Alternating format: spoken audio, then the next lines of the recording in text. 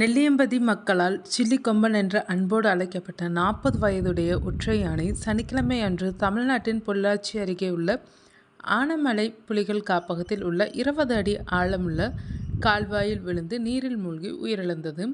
பொள்ளாச்சி வனச்சரகத்தின் சேத்துமடை கிழக்கு பிரிவுக்கு உட்பட்ட பச்சை தண்ணீர் வீட்பகுதியில் உள்ள கால்வாயில் இந்த யானை சிக்கியிருந்தது.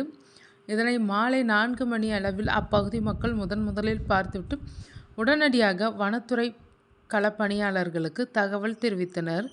கால்வாயில் வரும் நீரின் ஓட்டத்தை நிறுத்தி நீர்மட்டத்தை குறைப்பதற்காக வனத்துறை அதிகாரிகள் தமிழ்நாடு நீர்ப்பாசனத்துறை அதிகாரிகளுடன் ஒருங்கிணைந்து செயல்பட்டனர்.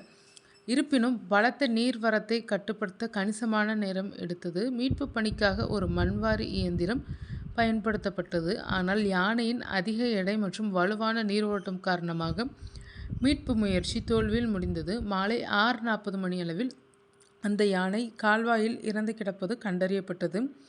ஞாயிற்றுக்கிழமை அன்று உடுமலைப்பேட்டை வனச்சரகத்தில் இருந்து அந்த யானையின் உடல் மீட்கப்பட்டது.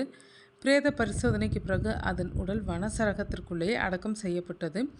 நெல்லியம்பதி பகுதி மக்கள் மற்றும் வனவிலங்கு ஆர்வலர்கள் மத்தியில் சில்லிக்கொம்பன் ஒரு தனித்துவமான இடத்தை பெற்றிருந்தது.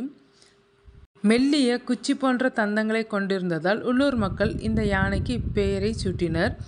இந்த யானை எப்போதாவது நெல்லியம்பதியில் உள்ள மனித குடியிருப்புகளுக்குள் நுழைந்தாலும் அது பெரிய அளவிலான சேதங்களையோ அல்லது மோதல்களையோ ஏற்படுத்தியதில்லை.